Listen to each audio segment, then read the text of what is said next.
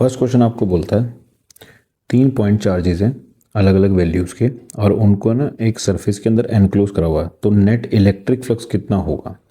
आपको पता है जो आपके पास में फ्लक्स होता है, आपके पास में फ्लक्स का फॉर्मूला होता है क्यू नेट अपॉन में एप्सिलॉन नॉट। और ये जो चार्ज होता है ना, ये वो चार्ज होता है जो इनसाइड अंदर होता है किसी भी कंडक्टर के। आप अंदर की साइड अगर क्यू नेट निकालोगे तो आपको दो ही दिख रहे हैं, +2Q नेट निकलेगा माइनस का Q, तो आपके पास में नेट चार्ज निकल कर आएगा Q।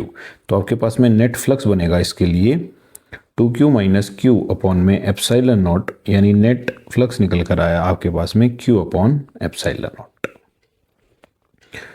दूसरा देखिए, दूसरे क्वेश्चन में वो आपको बोलता है in which orientation a dipole placed in a uniform electric field is stable and unstable. आपको पता है कोई भी डाइपोल होता है, जब भी हम उसको रखते हैं पैरेलल, इलेक्ट्रिक फील्ड के पैरेलल, पैरेलल का मतलब बनता है थीटा की वैल्यू बनेगी आपके पास में 0 डिग्री, तो वो कैसा इक्विलिब्रियम शो करता है, वो करता है स्टेबल इक्विलिब्रियम शो। और जब भी हम उसको रखेंगे एंटी पैरेलल, यानी एंगल बनेगा इलेक्ट्रिक फील्ड और डाइपोल के बीच में 180 डिग्री, तो वो हमारे पास होता है अनस्टेबल इक्विलिब्रियम। ठीक है, ये क्वेश्चन ना थोड़े से इंपॉर्टेंट और ये वो हैं जो एक्सपेक्टेड क्वेश्चन होते हैं। ऐसा नहीं है सारा एग्जाम इन्हीं में से आ जाएगा, बट ऐसा है कि इनको आप देख के ज़रूर जा सकते हैं, हो सकता है आ भी जाए। ठीक है, तो इंपॉर्टेंट क्वेश्चंस होते हैं ये कुछ सिलेक्टेड।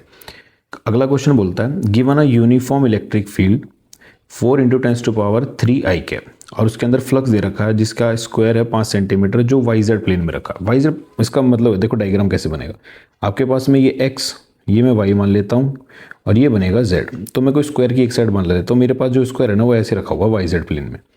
इलेक्ट्रिक फील्ड आपको दिख रहा है I कैप दिख रखी है, यानी X की तरफ जा रही है, इलेक्ट्रिक फील्ड तो X डायरेक्शन में जा रही है, I कैप है तो। और आपको पता है ये जो स्क्वायर है 5 सेंटीमीटर साइड का है, तो इसका भी जो एरिया वेक्टर होगा वो परपेंडिकुलर होता है, तो वो भी किधर होएगा I कैप, यानी दोनों की डायरेक्शन मेरे पास कैसे आ गई I कैप। सबसे पहले तो ये सेंटीमीटर में, यूनिट का ध्यान रखना, इसको मीटर में कन्वर्ट कर दो। फ्लक्स का फॉर्मूला मेरे पास में क्या होता है, E.A डॉट प्रोडक्ट, E की वैल्यू बोल, E की वैल्यू है 4 × 10⁻³ मल्टीप्लाई में एरिया। एरिया देख सेंटीमीटर में दे रखा है, मैं एरिया को साइड में लिख लेता हूँ, एरिया सेंटीमीटर में है, तो मेरे को सेंटीमीटर को किस में कन्वर्ट करना है, मीटर के अंदर, तो मेरे पास वैल्यू क्या निकल कर आएगी 0.05 मीटर, कन्वर्ट हो जाएगा ये सीधा सीधा। यहाँ पे वैल्यू पुट करो तो ये बनेगा 0.05 मीटर का स्क्वायर। एरिया का स्क्वायर कितना होता है, साइड का स्क्वायर, तो ये आया 4 × 10⁻³ × 0.0025, जिसको मैं ऐसे भी लिख सकता हूँ 4 × 10⁻³ × 2.5 × 10⁻³ अब देख 10⁻³ से 10⁻³ खत्म, आप 2.5 को 4 से मल्टीप्लाई करते हो तो आपके पास आंसर आता है 10। तो यानी नेट कितना फ्लक्स पास हो रहा होगा, 10 न्यूटन मीटर स्क्वायर पर कूलम। ठीक है, अब वो सेकंड पार्ट के अंदर इस क्वेश्चन के बोलता है जब हम उसी प्लेन को, उसी स्क्वायर के प्लेन को 30 डिग्री एंगल बना के रख देंगे एक्स एक्सिस के साथ। मैंने अभी बताया ये परपेंडिकुलर होता है, अगर मैं 30 डिग्री का एंगल बना दूंगा तो मेरे पास परपेंडिकुलर यानी 90 - 30 नेट एंगल कितना निकल कर आएगा, नेट एंगल मेरे पास निकल कर आएगा 60 डिग्री।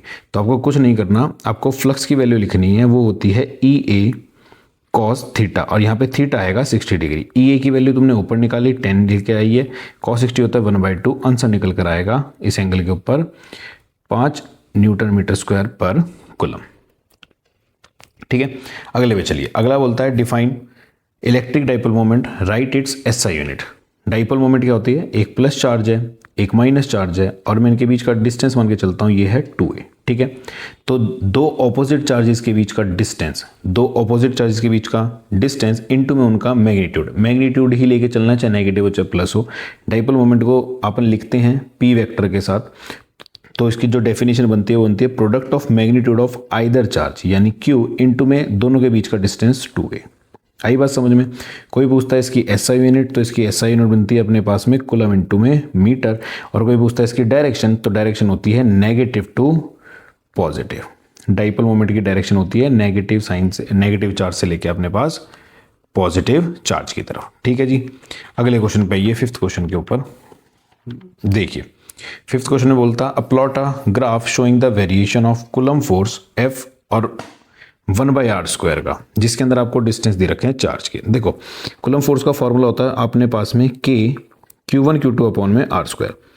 तो क्या करो, एक बार तो इस सिस्टम के लिए कूलम फोर्स निकालो, एक बार दूसरे सिस्टम के लिए कूलम फोर्स निकालो। अगर मैं पहले सिस्टम के लिए निकालता हूं तो मेरे पास कूलम फोर्स निकल कर आएगी K 1 इंटू में 2 माइक्रोकुलम अपॉन में आर स्क्वायर, मैं माइक्रो में ही छोड़ देता हूँ, तो मेरे पास नेट निकल कर आएगा 2k अपॉन में आर स्क्वायर। तो फोर्स की वैल्यू मैं चाहूँ तो इसको ऐसे लिख सकता हूँ 2k इंटू में आर स्क्वायर। इसको ना इस इक्वेशन के साथ देखो कंपेयर करो तो y equals to M X निकल कर आई है, यानी m होता है स्लोप, x होता है और y होता है जिनके बीच में ग्राफ होता है। तो यहाँ से ये जो इक्वेशन होती है ये आपको पता है, बहुत अच्छी बात है, नहीं पता तो याद रखनी, ये होती है लीनियर के लिए। कई बच्चों को ये डाउट होता है कि फोर्स और R square 1 upon R square एक दूसरे के कैसे हैं, डायरेक्टली प्रोपोर्शनल है। अगर ग्राफ होता ना फोर्स और आर स्क्वायर के बीच में तो ये ग्राफ ऐसा बनता। ग्राफ पूछा है 1 अपॉन आर स्क्वायर के बीच में, तो 1 अपॉन आर स्क्वायर और एफ तो एक दूसरे के डायरेक्टली प्रोपोर्शनल है ना, तो ये कैसा आएगा, लीनियर आएगा, स्ट्रेट लाइन आएगा। ठीक है, और ऐसे नहीं पता चल रहा है तो इस इक्वेशन से ही पता चल गया हमारे पास ये लीनियर की इक्वेशन होती है। तो आपके पास में फोर्स निकल कर आएगी, सॉरी ग्राफ निकल कर आएगा फोर्स और 1 अपॉन आर स्क्वायर के बीच में एक स्ट्रेट लाइन।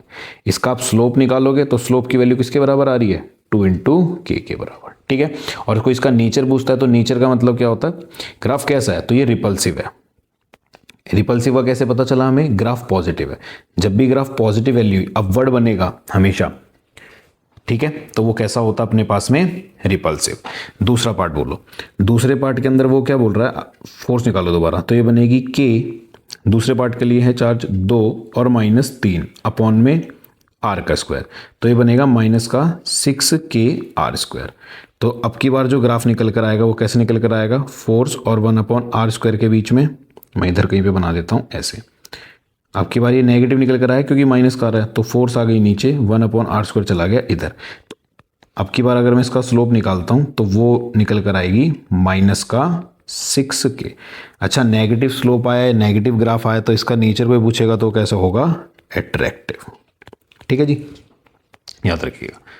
क्वेश्चन नंबर 6 में बोलता है वो आपके पास एक लॉन्ग कंडक्टिंग वायर है जिसकी चार्ज डेंसिटी, देखिए भाई साहब ये गॉस लॉ की आपके पास फर्स्ट एप्लीकेशन है, मैंने डाली हुई है वीडियोस डेरिवेशन की, उसके अंदर आपको मिल जाएगी। इंपॉर्टेंट डेरिवेशन है, एग्जाम्स में पूछी जा सकती है, बार बार काफ़ी बार रिपीट हो चुकी है। ठीक है, ये वो सिलेंड्रिकल वाली डेरिवेशन है, फर्स्ट एप्लीकेशन बोलते हैं इसको, गॉस लॉ की, कर जाना, इंपॉर्टेंट है। ग्राफ भी इसका इंपॉर्टेंट है, दिख जाना, दोनों चीज़ें उसमें बता रखी हैं।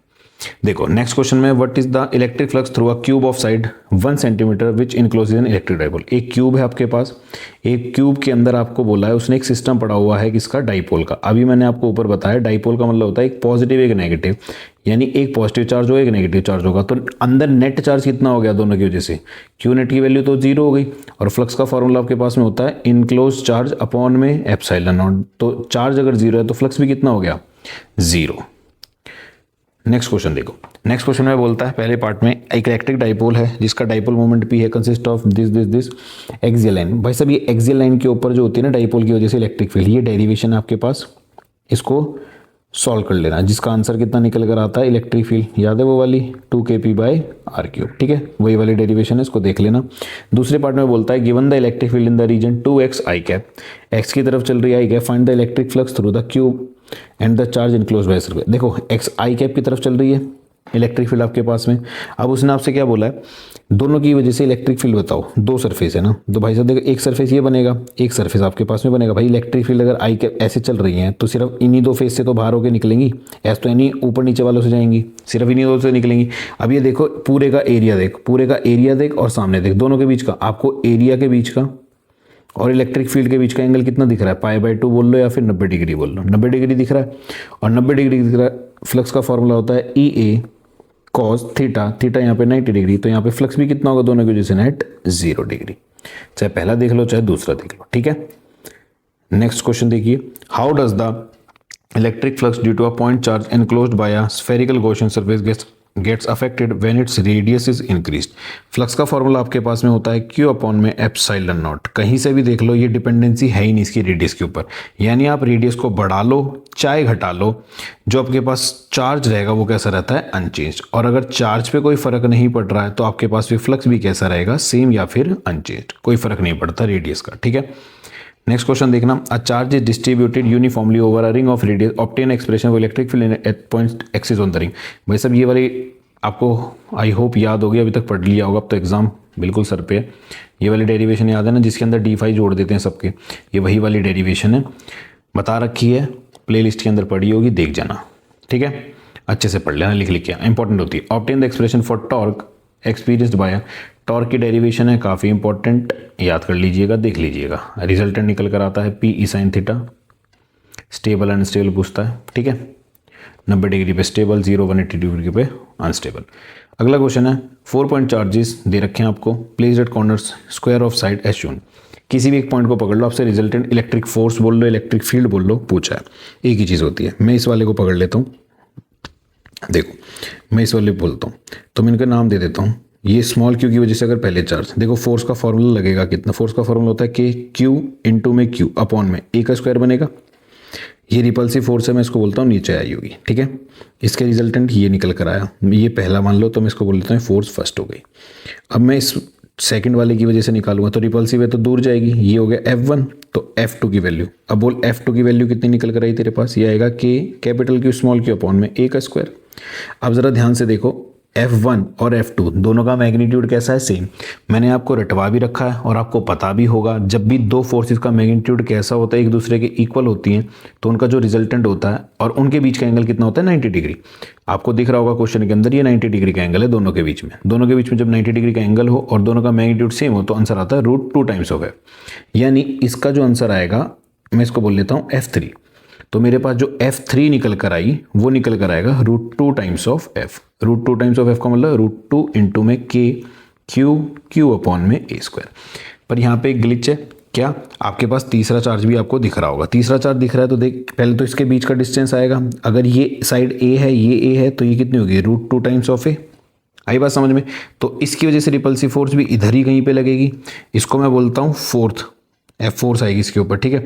तो F4 की वैल्यू आपके पास में निकल कर आएगी के, दोनों कैपिटल क्यू हैं, तो आएगा क्यू स्क्वायर अपॉन में √2 टाइम्स ऑफ ए का स्क्वायर, जो कि नेट निकल कर आएगी के क्यू स्क्वायर अपॉन में 2a स्क्वायर। अब आपको निकालनी पड़ेगी नेट फोर्स। अब नेट फोर्स आपको दिख गया F3 की वजह से भी और F4 की वजह से, दोनों सेम डायरेक्शन में। तो F नेट की डायरेक्शन किधर आई आपके पास में, नीचे की तरफ। कैसे निकलेगी, F3 प्लस में F4। इसको सॉल्व कर लो, सॉल्व करोगे तो क्या निकल कर आएगा, एक निकल रहा है के क्यू स्क्वायर अपॉन में 2a स्क्वायर प्लस में √2 के क्यू अपॉन में ए स्क्वायर। ये आपके पास में नेट फोर्स निकल कर आई है, ठीक है। अब देखो अगला बोलता है दूसरे पार्ट में पोटेंशियल एनर्जी ऑफ सिस्टम निकालना। पोटेंशियल एनर्जी का फॉर्मूला कितना होता है आपके पास में, पोटेंशियल एनर्जी होती है U, इसका फॉर्मूला होता है के Q1 Q2 अपॉन में R। अब एक पॉइंट चार्ज ले लो कोई भी और उसके बाकी तीन की वजह से निकाल लो। अगर आप पहले की वजह से निकालोगे तो निकल कर आएगी के capital Q small Q upon में ए। दूसरे की वजह से निकालोगे तो के कैपिटल क्यू स्मॉल अपॉन में ए। तीसरे की वजह से निकालोगे तो के क्यू इंटू क्यू अपॉन में √2a। तो यहाँ से अगर कॉमन ले लेना, क्या कॉमन आ रहा है, के क्यू वगैरह ये सब कॉमन आ रहा होगा, ए कॉमन आ रहा होगा, अंदर आपके पास में वही सब बच जाएगा। आगे बात समझ, वही बच जाएगा Q upon Q plus 1 upon में √2। ठीक है जी, ये आपके पास में किसका निकल गया, पोटेंशियल। ये आपके क्वेश्चन समाप्त हुए इसके। आई होप सब समझ आए होंगे। ये तो कर ही लेना, जिन बच्चों को कुछ भी नहीं आता था उनके लिए तो ये ठीक ठाक ही है।